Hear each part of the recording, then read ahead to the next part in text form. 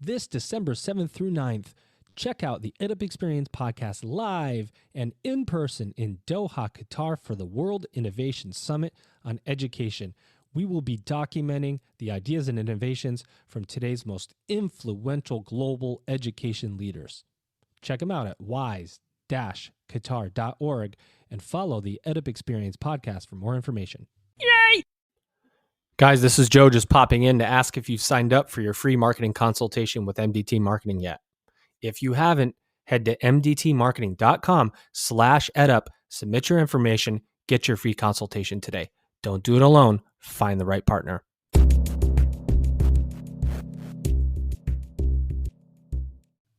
Welcome back, everybody. This is the EdUp Experience, where we make education your business. Dr. Joe Salustio back with you here again. Oh, that's my incorrect button. I meant to hit the correct button here. Oh, no, that's the clown. Oh, wait a minute. I'm off, guys. I'm off my game here. I've got to figure out what I'm doing. I've got all these buttons. I don't know what to press, but I'm going to introduce my co-host.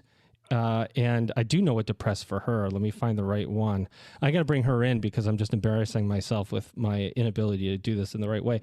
Here she is, Dr. Michelle Cantu Wilson. She's Director of Teaching and Learning Initiatives and Special Projects at San Jacinto College. Here she is, right here. Michelle, what's happening? A lot with you on that keyboard over there. Oh my On gosh. my end, not so much, but it's good to be here. Thanks for having me back. Do you know this button is actually called Michelle on my keyboard? I'm honored. I'm honored to have. So I know when I have you on as a co-host, it's like, well, what button am I going to press for Michelle? It's this. It's nothing else does you justice in terms of introducing you. I've never had anyone compare me to an air horn, but thank you. Thank you. Well, it's because you're just full of energy. Explosion of energy. Explosion. See? Every time you talk, like I'm going to say, hey, Michelle, you want to take over? And I'm just going to hit the button. Okay. Thanks for coming. How are you? And are you excited to be here again? I am. Thanks for having me back. I've been listening ever since we logged off the last one and been pretty excited about the people that you're bringing on. But I don't think that I could be more excited than I am today for our guest, because he's someone that I greatly admire. So I can't wait to get into the conversation. Well, let's be honest. You specifically brought him to us and introduced us, and that is so appreciated. And I did a little bit of background on him, and I think you're right, especially as we're still here in Hispanic Heritage Month, bringing on leaders that are doing incredible work for the Latin community, and in the institution he's doing it for and with is incredible. And here he is, ladies and gentlemen, without further ado, Dr. Anthony Cruz. He is the president of Miami-Dade College, Hialeah. I think I said that right, or I just got it wrong. Anthony, tell what's going on. Great, yeah, you got it. It's spot on. Hialeah, yes, Hialeah campus here in the city of Progress, Hialeah, Florida, fifth largest city in the state of Florida. We are within Miami-Dade County, which most people call Miami. So, coming to you from Miami. Coming from Miami. Hey, Miami's like a tech hub now, isn't it? It's like going crazy. It's going crazy. The city mayor, our county mayor have been very involved in bringing corporations here, particularly from the West Coast of the United States. And so there's a lot going on. The college is very involved in that tech boom as well, with trying to skill up our residents here in Miami-Dade County. So definitely a great opportunity for our community as it grows and more jobs are created because of that. So we want to make sure that we're providing the educational opportunities for people to be able to take advantage of those opportunities. How involved are you in that? Because I know community colleges in general, being a part of, as companies relocate or come into areas, they're obviously scoping out the available workforce. And as a part of scoping out that workforce, does the workforce have the skills? And if yes, great. And if no, where are they going to get those skills? We got to go to the community college leaders, and we need to make sure they have the programs that are going to help train these workers. Are you part of those conversations? Do you have advisory boards from local community? Talk about your involvement in the workforce agenda. Well, definitely. We're all involved in it. And, we have 8 campuses, so we're really covering all our bases here in Miami-Dade County and working with several large corporations. Yesterday, actually, we had a kickoff with Miami-Dade County government, the Beacon Council, which is our economic development people, and the college, basically, and Microsoft, trying to upskill and accelerate that technology here in the county. So you got Microsoft, Amazon, several other corporations, IBM. I know we have an agreement with them that we're working on delivering more programs, especially things that are short term, to really get people into that workforce and getting those skills, so then we can bring more corporations and more businesses to provide those good paying jobs. So definitely something that the college is involved with and getting more involved with. We have our system, I'm a campus president, and we have a system. So our college president, President Pumariega, has been here now since January, being very aggressive in the community, very aggressive with these employers and corporations to make sure that we're providing these opportunities to our residents and our students. And we're developing, as a community college, I think, community colleges as a whole, we're very nimble and flexible when it comes to creating new programs. And we're doing that. We're listening to these employers and these corporations and trying to fill the gaps wherever we can with new programs, particularly small, shorter certificate programs that people can take 4 to 5 classes. And even if you have a bachelor's degree, even a master's degree, you can get those 4 classes under your belt, get that certificate, and go out and actually get one of these tech jobs. That's great. Thank you for that. And you're right. I mean, it's a necessary conversation. We have a lot of folks, specifically students of color and male students in particular, who are kind of disappearing from the higher education ecosystem. And it's leaders like yourself that I think are bringing these students back in. It's so important. And as we enter and we're involved here and in Hispanic Heritage Month, there's a lot of conversation around, hey, you know what? Let's do stuff. Let's bring this conversation back up about Hispanic and Latinx students. Break down the barriers that they have to completing college. Let's talk about those barriers that exist for that specific population, because it's the fastest growing population in higher education is the Latin community. And what's the kind of work that we need to do to get more Latinx students in and completed through the higher education pipeline? Yes. I think it's a challenge, definitely a challenge. We're very fortunate here in Miami-Dade County, here in Hialeah, our campus is 95% Hispanic. And so that's something to be like one of the highest in the country, right? It's one of the highest in the country. Yes, yeah. It's one of the highest. And of our campuses, we have the highest. I mean, we're over 75% as a college, but this campus is one of the highest because of where it sits, And so there are several challenges. I mean, number one, I think that we work on the challenge of, immigrant populations and working with them here on our campus. It's in across the district. We're working with individuals and making sure that we're, communicating. And so that means doing things also in Spanish. So we're reaching the population in a language they may be familiar with. I mean, most of the people speak English, but I think that doing things in bilingually, I think helps a lot. We're dealing with a lot of individuals who are first generation college students. So that's another obstacle or challenge that we work with. And in addition to that, at least here in our population that we work with, we have, at least on this campus, we have the highest percentage of students who receive Pell Grants. So that means these students are coming from needy families. And so when we look at challenges, daily challenges, we have all our campuses have food banks. We're working with students on mental health issues. We're working with students on acclimating them to college, especially as their first generation college students. And what I've been trying to do here a little bit more than maybe what's been done before here on our campus is work with parents and get parents involved. Community colleges is a little bit more difficult to get parents involved. It's not traditionally very easy to do that. In my experience, I've been at several community colleges. But I think that this is an important part of what we're doing here because, again, they're entrusting a lot of our students are young, very 18, 19-year-olds, entrusting their children to us. And we want to make sure that we're providing them the best experience possible. So there are a lot of challenges and a lot of it has to do with just trying to make sure that we are creating a space here that is accommodating to those needs. But definitely, and again, I'm speaking about what's happening here in Miami-Dade County, which is somewhat similar to what's happening in other places with Latino and Latinas across the country. But every area is going to be distinct and have its own nuances. And like I said, we deal a lot with a constant immigration flow from different parts of Latin America. And so that's kind of slowed down a bit in the last several years. But for this campus where I'm right now, we have about 10,000 students. And, several years ago, the main thrust of this campus was really teach English as a second language to individuals. We've not moved away from that, but that's not our only focus now.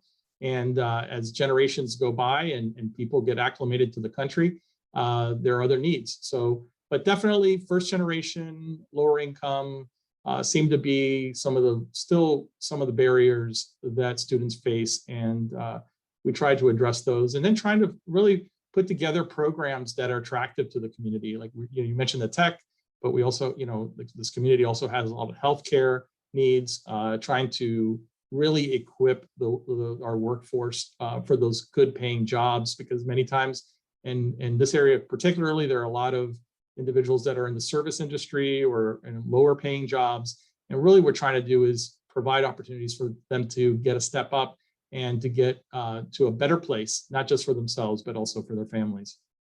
I think you might be a little modest, only because I say that, you're talking about regional differences. And although that may be true, most institutions that have a population of Latino and Latina students would have it as a percentage of a whole. Yours is almost the entire whole. So these are issues you're dealing with on a daily basis. You don't have any room for error, where other institutions, they might focus only part of their time on this and part of their time on that. It's 100%, 95% of your focus. Right. And I want to bring Michelle in now, because I know, Michelle, you absolutely want to talk to Tony, and I'm going to just get out of the way is what I'm going to do. Thank you again for that introduction. Well, what I was thinking when Tony was talking was what I heard Deborah Santiago from Excelencia in Education say at a Frontier Set conference. I think that's where she said it, Frontier Set convening a while back, which I think is part of the barrier. And I think it's an institution side barrier that you break down very well. And she said, if you want to know what students of color need, if you want to know what Latino students need, ask us. Ask those of us who went through the system. Ask the students, just ask. It is not some unknown, some door that can never be unlocked. And what I watch you do on a daily basis is get into the community. And I think that is the answer, Tony, because when you talk about first generation Latinos, there is something that I don't think all college leaders know that you know and you leverage, which is Latino families place a great deal of trust into institutions of learning. When I was a teacher, my parents would tell me, public ed, maestra, los pongo en cargo de usted. You're in charge of them. I'm turning them over to you. And I think you know that. And that's why you get into the community as much as you do. Am I right? Oh, definitely. And I'll give you just a little bit of some insight into that trust. Okay. When, we have, like I said, it's a relatively small campus here physically. And, we have parents that drop off their kids, their students right at the front here. And I watch this on a daily basis. Anytime I'm coming in or out of the building or the buildings here, I kind of watch that. And you'll see them stay there and wait for their student to actually walk in through those doors. And it was very, and I lived, I grew up here in Miami and lived a lot of my life here in Miami, but I also I moved up north to the Midwest and was up there for about 12 years. Came back, and again, as a kid growing up here in Miami, I'm well acquainted with that. My parents are Cuban, so I kind of get it. But I thought that would maybe kind of go away over the generations, over time. Nope. And they're still doing that. They know that when they walk through those doors, they can drive away and feel safe. And not just safe, I mean, from a safety, crime perspective, they're safe that they know that they trust us to do the right thing with their students. And this campus actually is one of the younger campuses. I mean, with the demographics, of the campus. And so there is that element of that trust like you're talking about. And so I've in the last 2 years, as I've been campus president, I've really tried my hardest to reach out and really make those connections, and even go out to students' homes and meet with the parents as freshmen are coming in, trying to relieve them of their distress or whatever, the stress that they may have about their kids going to college, and kind of demystifying, some of the things that they may think about because they themselves probably haven't gone to college. So that kind of outreach is extremely important when we do student events here, even on campus. We try to incorporate parents as much as possible. Good. And I think those things, and even if you watch the parent, a lot of times students, especially new students, are coming through the door, they're coming in with their mom or dad and sitting next to them, either 20-year-olds, 20-something-year-olds. But that's the culture here. And so I embrace that. I mean, it's part of my culture, and I embrace that as that's a good thing. Mhm. We honor that here, and we want to continue that as much as possible and make people feel comfortable with that. And there's nothing to be ashamed of. I mean, that's the love they're showing to their children, and we want to make sure that we're showing the same level of respect and love for them as they come through the doors. But so, yeah, engaging the community means a lot of things. It could be, obviously, like I said, engaging parents and students off campus, but it also, I've tried to create strong relationships with our chambers of commerce, with our politicians, with nonprofit leaders. And a lot of this has to do with getting us into the community in places where college is a mystery. Even though I know that this is one of the largest community colleges in the country, for some people, college is still a mystery. And my goal is to get out there, and not just myself, obviously we have a great team here, to get out to the community and share what we're doing here and share the opportunities. So it's not something of a mystery any longer. It's something that people can obtain, they can afford, they can actually do, and they can feel comfortable and have that trust in us. Mhm. Michelle, let me interrupt you just for 1 second. Really? Yeah, yes, I really. didn't know that That's was really, more- Michelle. It is my podcast, of course. Very, very quickly, because you just mentioned something that's important for I think everybody to know and zero in on it. You said that that a lot of immigrant parents who are coming here who haven't gone to college themselves. Are you going through a convincing process too? Or are you trying? Do these parents say, yes, I want my kids to go to college, or they want them to go to work, and you're having to convince them to go to college, or is it in between? I think it's, I mean, I don't think we have to convince them. I think in many cases, their limited understanding of college, they know it's a good thing. So I think they want their kids to go to college. Most of our students work anyway, they're working part-time or even sometimes full-time. So it's not like they're not working, they're contributing to their families anyway. But I think their parents are aware of, in an abstract way, they're aware of the value of going to college. I think it's still, I think it's not about convincing, but it's about letting them know that their kids can do it, right? Like, they know that they should do it, but it's really about they can do it, and then giving them ways on how to be successful. So I think it's not so much about convincing, although I've read many things, and there are, there's studies and there are books written on the phenomenon, or whatever you want to call it, about Latino families, relying on their children, because many times, not all, the kids need to work because of, or kids meaning, the teenagers or whatever need to work in order to help out the family.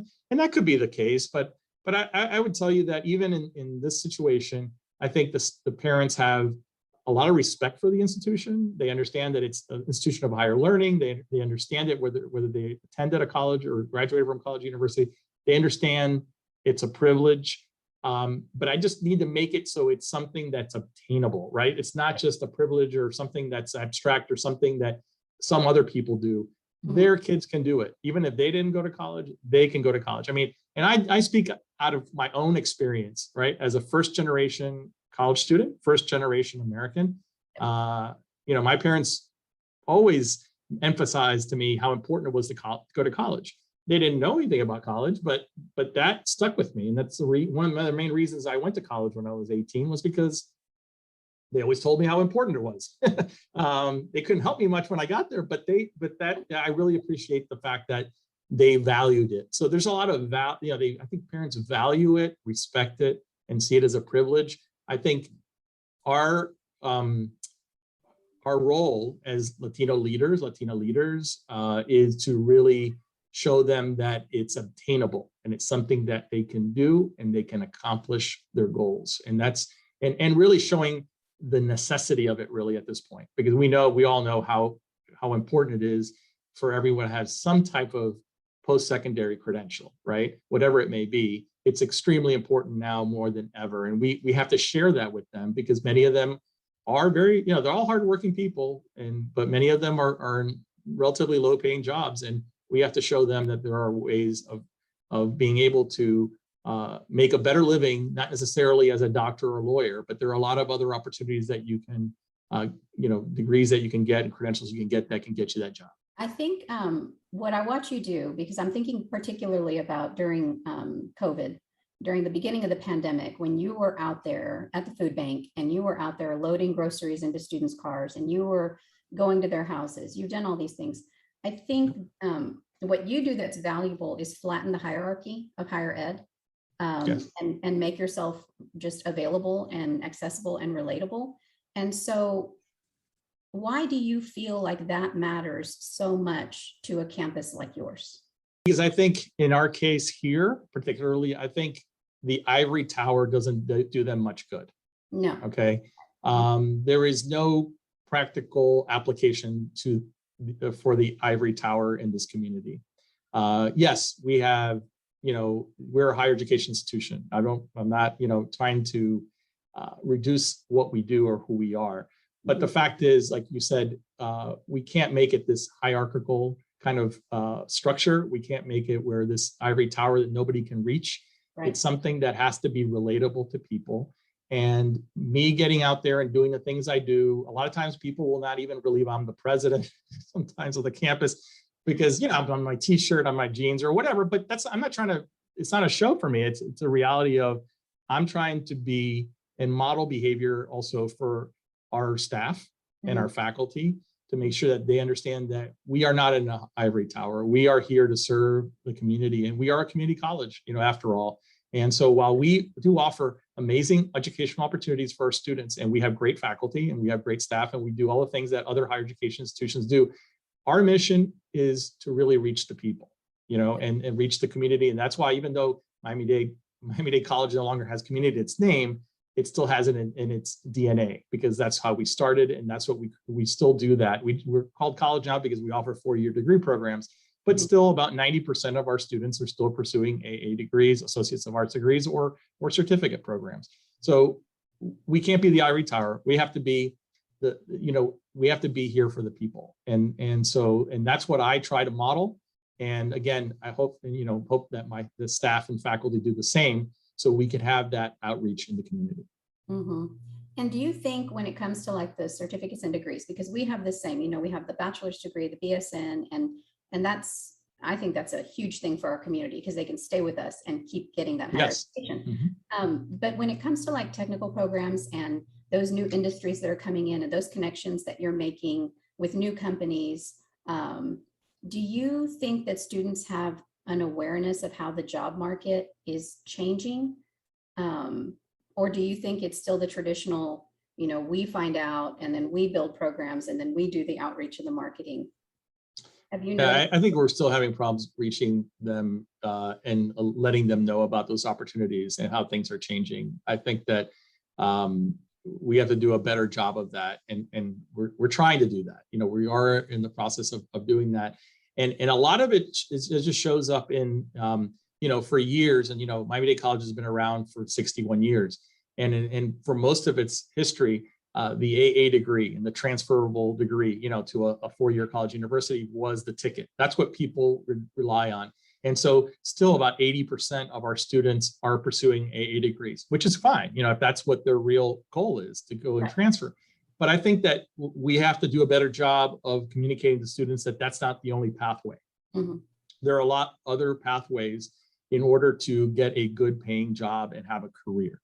And so, talking about those technical programs and talking about certificate programs and things like that, and making students aware of how those connect with the jobs that are currently here, I think is one of our responsibilities. And that's why we We try to do things like job fairs and career fairs and a lot of other things on campus, and try to bring in speakers and things for students to be, familiar with these kinds of changes that are happening, which may not be something that they're talking about it in their home, but it's something that's happening in the economy. One thing that concerns me is that as Miami becomes this, it's becoming this tech boom, right? It's like there are a lot of people that are coming from other places and getting these jobs, which is fine. That's good. It's good that people move here and have these opportunities here in South Florida versus, let's say, in Silicon Valley or somewhere else. Mm-hmm. But the fact is, what I don't want to happen is that we leave our own people meaning the people that live in this community, on the outside. They got to be on the inside track for these jobs. They got to be able to get these jobs as they come available. So I think it's more imperative than ever for us to do a better job of communicating these opportunities to them and tying them to the degree programs, because it's not like blindly oh, I'm just going to go to college, right? You have to kind of talk through and give some type of career advice of how your passion or your interest relate to the actual degree you're pursuing. And that's not easy. It's not easy because we can find many students that come here. I'm sure same thing at your college, that will come here just because somebody told me you got to go to college, right? But you got to find that the synergy between your passion, your purpose, and that degree program, their certificate that you're supposed to you want to pursue, versus blindly saying, oh, I'm going to do an AA degree, and then end up in 2 years and saying, now what? I really didn't want to transfer. If you're experiencing any level of marketing challenge right now, you've got to ask the hard questions, and you need answers. Are you using the right mix of channels to get in front of your future students? Is your messaging personalized and delivered in a medium your audience and future students will respond to? And are you spending more time building reporting than listening in on what your students really want? All of these questions will get answered when you sign up for your free consultation with MDT Marketing. Head to mdtmarketing.com/edup, submit your information, and talk to MDT. Don't go it alone. Find the right partner. The guys at MDT, the team at MDT is absolutely amazing.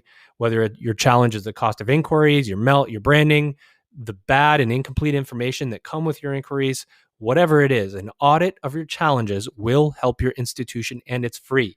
mdtmarketing.com/edup. I find it really interesting what you just said there about certificate programs. I mean, you're talking about kids, younger kids, figuring out what they want to do, and I'm listening to what you're talking about. And I'm going, oh wow, you know what? Blindly jumping into an AA degree. To me, at least there's some direction there. To your point, that's never good not to have any direction. But I find the certificate market in particular really blurry, right? And that's why I like what MDC is doing with career readiness and upskilling and non-credit programs, even for-credit programs, and having them ladder into degrees, because it's like the Wild West out there in the certificates. Like you get everybody and their brothers offering a certificate. And when I say that, I mean everybody outside of higher education. You can go find a coach, coaching and leadership training. It's like this, everybody on LinkedIn's a coach or a leadership trainer, and they offer a non-credit certificate in Leadership 101 that's going to make you 10x, what you make today. I get those like 40 times a day, these messages of how these people, their online courses are going to change my life. And I'm like, hello, I work for an online institution and do online course development as part of my job and all this other stuff. So it's really confusing. How do you bring some clarity around that? Because there's just there's tons of interest in the non-credit certificate training areas. Yeah. Not a lot of direction. Well, I think it's difficult. I mean, we're competing. Obviously, we're in the marketplace. We're competing with a lot of different institutions. And now it's very different than it was even 15 to 20 years ago. I mean, it used to be very local, right? Or regional. Now it's national. And there's obviously the stuff with online. I mean, when we talk to students, I think one of the things that we start off with is, even when they're talking about these, let's say if they're interested in one of these certificate programs, particularly the ones that are credit ones, is really talking about how they're stackable and how, showing them that pathway from where they are today, which may be that four class certificate all the way through either an associate's degree or even a bachelor's degree. And I think that students need to have that clarity at the beginning, right? Right when they start, it's as soon as that, go to orientation or the first time they talk to an academic advisor, that needs to be very clear to students. And we try to, that's one thing that we're trying to do here, because again, we're trying to do it with purpose, right? It's not just about, hey, you're going to get this certificate just so you get a certificate. It's really about creating this purpose here. One thing that we're doing as well, just to give you another point there, is that we do a lot with dual enrollment, right? The college does a lot with dual enrollment. Students are currently in high school taking college credits through the college. And for years it was, and still we do, most of the students that do dual enrollment will do the Associates of Arts degree, or at least classes towards the Associates of Arts degree. But one thing that we started to also talk to schools about, especially schools that have a focus on a certain discipline or area, is talking to them about, well, how can your students, when they graduate from here, from high school, have that certificate or credential that's aligned with that specific thing that they were focusing on in high school? Because a lot of these high schools now have these technical type of focus, the foci that they have. So that's something that we're working with the high school. So if we can get that word out in the high schools and have those conversations very early on, I think that helps in what you're saying. But we also have then, obviously, we serve students of all ages. So you have those individuals over 25 or, whatever, which are being bombarded on a daily basis with advertising, advertisements in every which way. And so it's hard. I mean, we got to get in front of them and talk to them. And it's a very similar conversation with them, just in a different way and with different way of connecting with them. Mm-hmm. This is the part of the episode here before I hand it back to Michelle, where we like to keep a guest on their toes here, Tony, and ask a question kind of unrelated to higher ed. Are you ready? I think I'm ready. I always think I'm ready. So go ahead. Are you sure? Okay, here we go. Oh, I cut it off. I gotta do it again. Here we go. See, my button game is not on point. Okay, there we go. For $1 billion here. Tony. I got to get this one. Yeah, for all the money in the world. And I hope you don't get it wrong, because that would suck. Let's talk about you a little bit, Tony. Yeah. If you're going to walk into a room at your college and there's going to be a song playing to introduce you, your entrance music, if you will, what's the song that would be playing? And just hold it and think. Here you go. Yeah, wow. Ready, set, go. Wow, I don't know. You got to think here. It can be any song. Any song you want.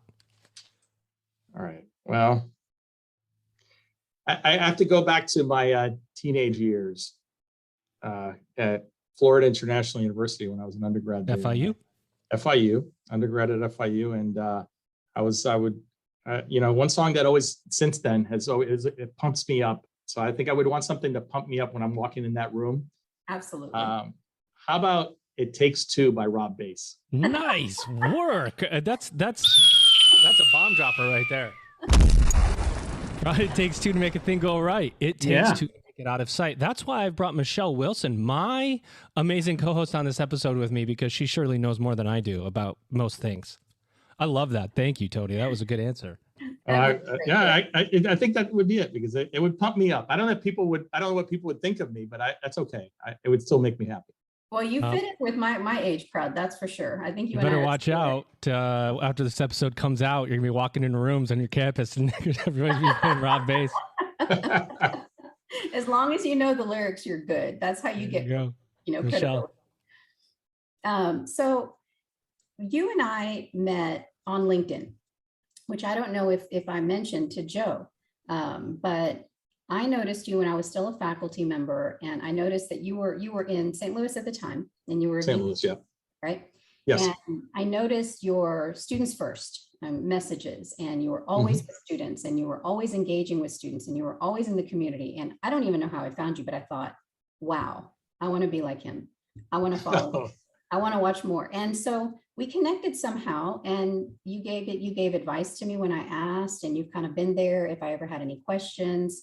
You've been a mentor, which, how do you find mentors online, right? That's a strange world, but what have you seen regarding LinkedIn that is inspiring you around college leadership?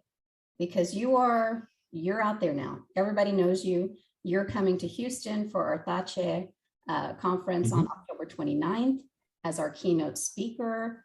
Our folks are crazy about this idea. They're so excited to see you because people know you're one of the community college legends of our time. So what legend. Are you thinking? He is a legend. That's a strong word, but I thank you, Michelle. Well, what are you seeing in community college leadership? I think I think you're watching others and you have your own thoughts and ideas about where we should be going. Well, I've seen a big shift, and maybe because of, and again, I can't focus just on LinkedIn, but I think with social media and other ways of communicating, I think that what I've seen in the last 20 years, and I haven't been, I started out my career at FIU and higher ed, 4-year university, but in the last 15 years, what I've seen in community colleges in leadership, I think the leadership has really changed with the times. I think that leaders are really connecting and willing to connect and being much more authentic in their leadership. Yes. We've talked about several leaders. We just had a conversation, the other day about, several leaders that we know. I don't know them, you know them better than I do, but I know who they are and what they're doing and what they've been doing. And, I think that it's a very different type of leadership than what, and it doesn't have to be if it's Latino or Latina or just everyone. I'm talking about just in general, community college leaders. I think community college leaders today are much more down to earth and kind of understand what's going on in their communities a lot better. And I can say that even from the perspective of like in places that I've been, I've seen that, I've seen that type of thing. And sometimes some leaders are just more old school, that what was around many years ago and continue to do that. But I think more and more are embracing what it is to be a leader today and being much more out there, right? And authentic and there's that facade, again, that ivory tower facade, like removing that and kind of being more practical. And I think that really helps our communities. I think it helps also dealing with and working with, companies and industry and others that may provide opportunities, because anytime that I'm doing stuff with industry, it's really about how we can provide more opportunities for our students, right? So I think there's a lot there and it's changed a lot. And I've seen, a lot more, because, we met online, it's LinkedIn. It's the same way that I've made so many connections throughout the country through LinkedIn over the last several years. And the other day, I actually got my something. I wanted to see how long I've been on LinkedIn, and it's been like 11 years. It's a long time. People thought that LinkedIn didn't even exist. So I've been on it a long time. And because of that, I've met people like you and others, and I've been able to establish these, I would say, mentoring or these, I wouldn't say friendships necessarily, but I think some mentoring relationships with many individuals throughout the country that have either stayed in higher ed, or some people that have kind of worked, I've worked, dealt with them, worked with them, and then now they're out of higher ed, right? But either way, it's a very great, it's a great platform. I think social media in general is a great platform to reach people, but I think it also has changed. I don't know what's changed first, which is it the social media and all that changed the leaders, or the leaders changed how we use social media, but definitely, I just see it as a different generation of leaders, and generation not meaning necessarily age. Age has nothing to do with it necessarily. I think it has to do with mindset and where you are right now as a leader. Yes. Excellent. I Good hope question. you consider me your friend because, we are bringing you to Houston to be in this conference. But I wanted to Well, say, I know that, but I'm just saying in the sense that, this is, I guess, a very unorthodox way. I mean, the way it's an unorthodox way of relating to people, creating friendships, creating relationships with people. Very different than I would have ever imagined, 10 years ago, right? No, absolutely. Because I think what it does is it contextualizes the experience. So when I was out interviewing community college presidents for my dissertation, I got to go to them, right? And I got to see their worlds and the amazing things they were doing. And they wanted to tell me everything they were doing. And I thought, gosh, we need some sort of a way, at least in Texas, that we can see what's happening at SAC. We can see what's happening at Vernon College. We can see what's happening, at, let's say, Dallas College. And LinkedIn lets us do that. So Yes. I get to see what you're doing. You get to see what I'm doing. And I think like finds like. And that's been the cool thing about this podcast is we're bringing in all the likes, right? And not just the likes, Joe, not just the loves and the applause, but the people who have the same mindset about higher education and what we should be doing for students. This is the applause that, speaking of which, this is the applause that Elvin programmed for me. It's not very robust. It's not very robust, I have to say. So I feel like it's a little weak, but we're gonna work on that. But you're right. I mean, relationships can go far virtually, and it's funny because virtual relationships were one thing before. I think especially with coronavirus, we've embraced them and really used them rather than it being a pass along, or you connect to somebody on LinkedIn and you might check your LinkedIn 3 days from now or 4 days from now. But now people have LinkedIn up. I do. I've got it up always.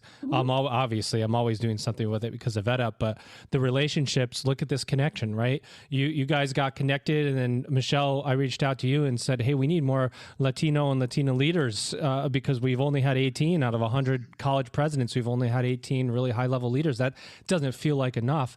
Then be able to facilitate this relationship. It's just a powerful way to do it. It's very powerful. Does bring me to one question that I want to ask you guys. I'm going to ask you both. This is and then we'll get to our Michelle. I'll ask you if you have any more, and then we'll get to our final two. Mm-hmm. Do you guys think? I'm ask both of you. Do you think that we, higher education, the public, doesn't do a good enough job, or doesn't do a job, period, in further segmenting what the Latina community is comprised of? It feels very general. Like, okay, we've got to help more Latino and Latina students. Right. Well, what does that mean? Does that mean like Latina students from Puerto Rico, where like 95% are achieving a bachelor degree?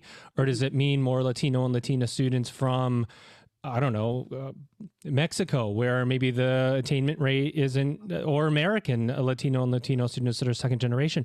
It's like we kind of lump, man, this is sounding so horrible, but it's like we lump everybody together, and that it's like Latino and Latina students. It's not, we have to kind of disaggregate that to really understand it, right?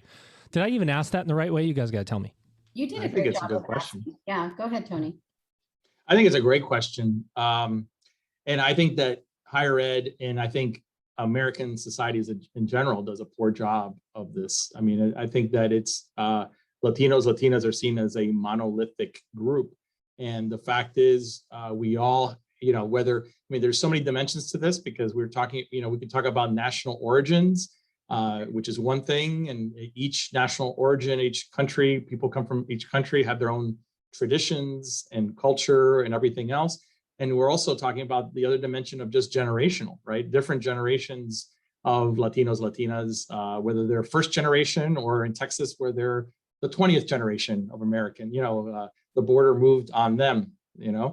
And so, so there's a lot there. And also you have the, just the thinking about immigrants. The immigrant perspective is very different than obviously people who have been here, like, for generations, that are still considered themselves Latino, Latinas, but they've been here for many, many generations, but still, are very proud of their heritage and what that stands for. So I think that in general, it's a very frustrating thing. I mean, I have lived in different parts of the country now and have experienced it from different places. When I lived in Miami, when I was born in Chicago, moved here when I was a kid, lived here, and there was a lot of different immigration patterns, and people come from different countries from Latin America.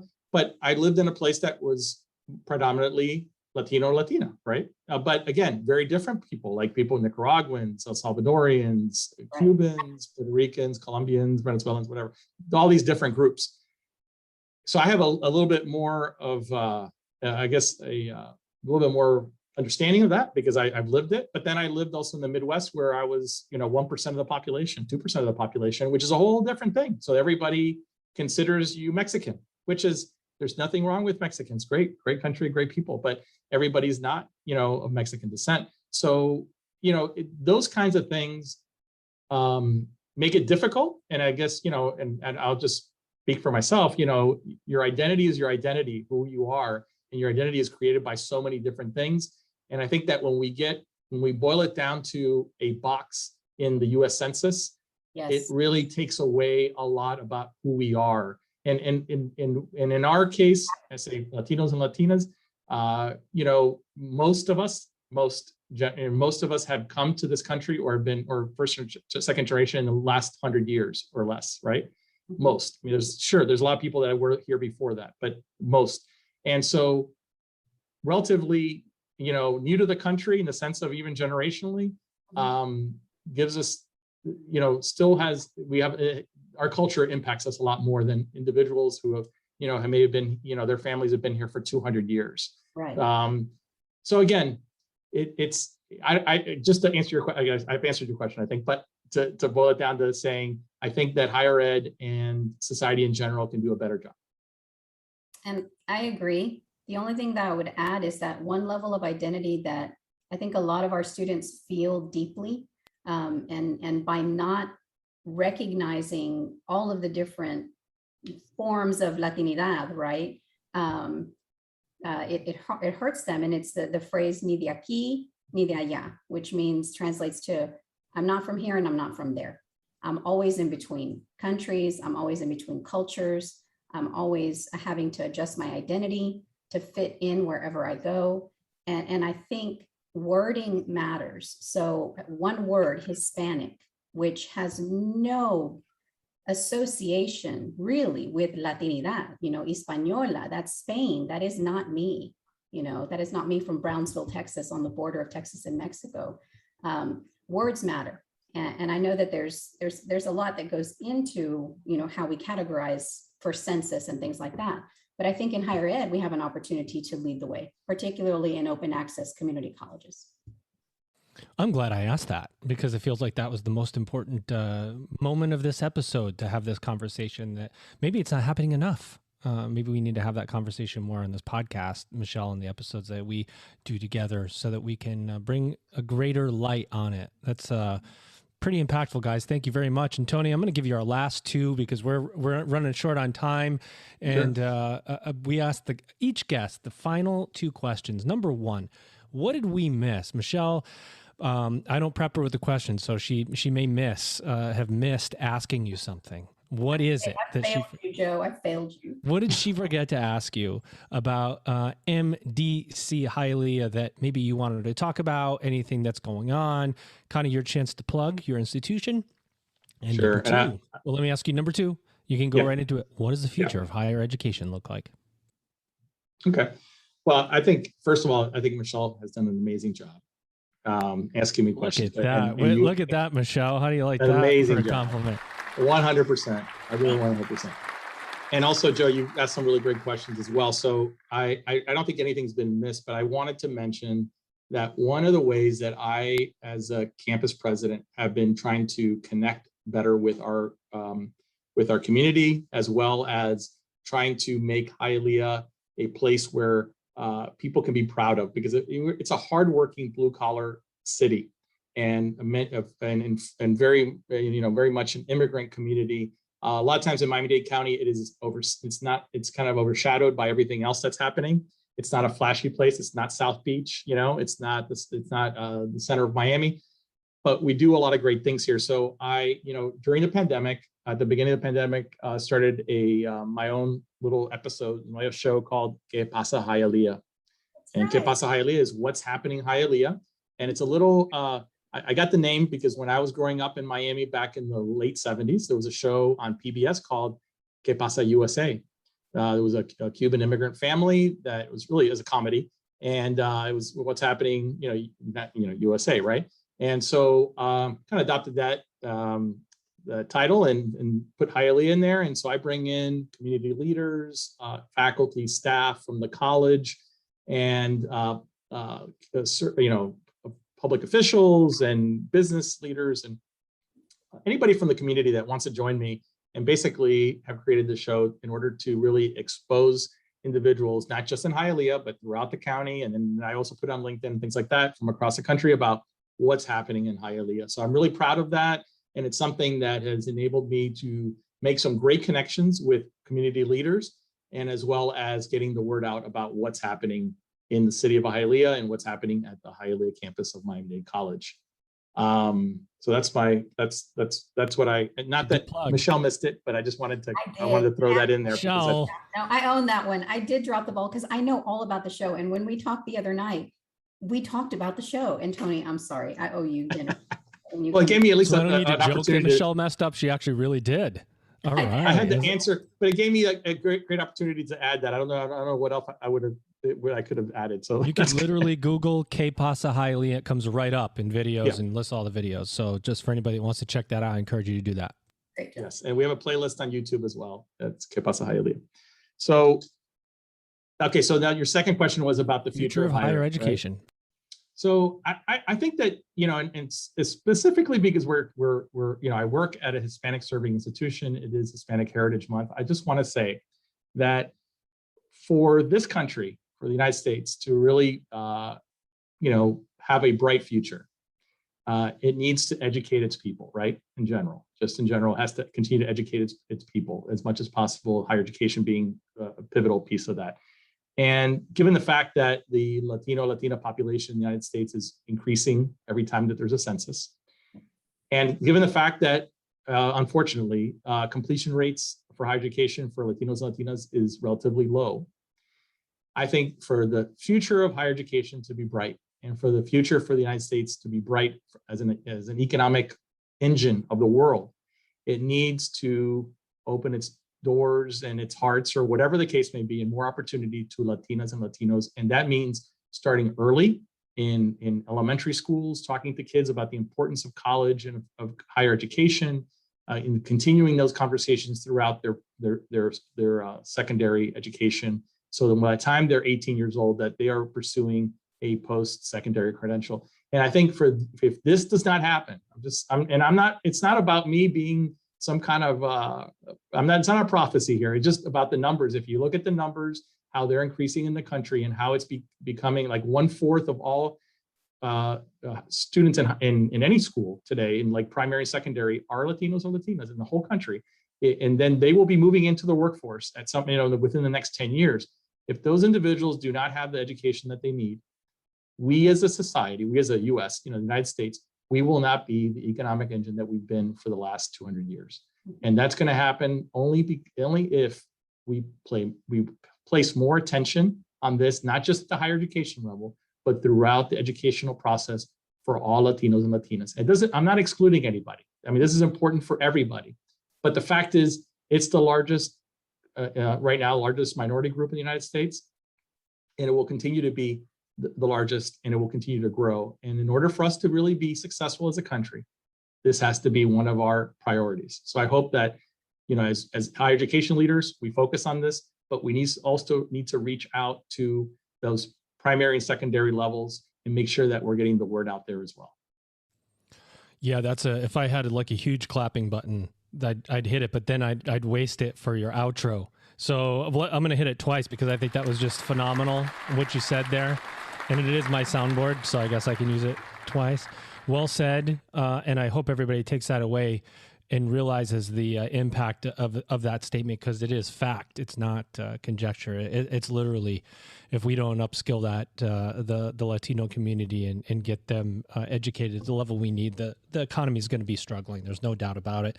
Dr. Anthony Cruz, you've been hosted today by Dr. Michelle Cantu Wilson. Every time she speaks, that sucker just goes off. Michelle, thanks for joining me again today. Thank you for having me. This was fun. I'm like I said, this is probably going to be my favorite episode because this is someone I admire greatly. Well, and of course, I'm your other host, Dr. Joe Salustio. And I admire you too, Joe. Thanks for clapping for me, Michelle. Oh, I'm clapping. You could just keep that going, but try to do it a little bit faster.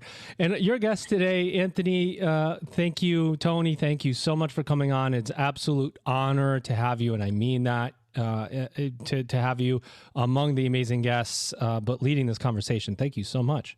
Well, thank you both. It's been an honor to be on this program. And Michelle, thank you for thinking of me and connecting to Joe. Really appreciate it. And let me tell you, that horn, that sounds like a DJ horn. Like you heard that, Doran, as DJ Michelle on the mix. Watch out, she's about to play some Rob bass. Ladies and gentlemen, there he is, Dr. Anthony Cruz, president of Miami-Dade College, Hialeah campus. You've just, I say at the end of every episode, I just mess it up. Ladies and gentlemen, you've just EdUp'd.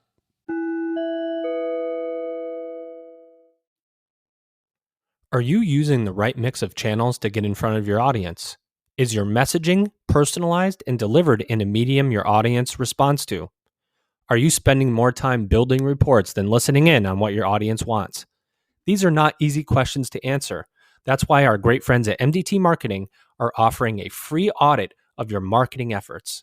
Head to www.mdtmarketing.com/edup and submit your information for your free consultation today. Look, guys, you got nothing to lose. It's free. I don't know why you wouldn't want a free audit to tell you what you're doing, whether it's effective, and how you can make some incremental changes that can make a big difference moving forward. That's www.mdtmarketing.com/edup.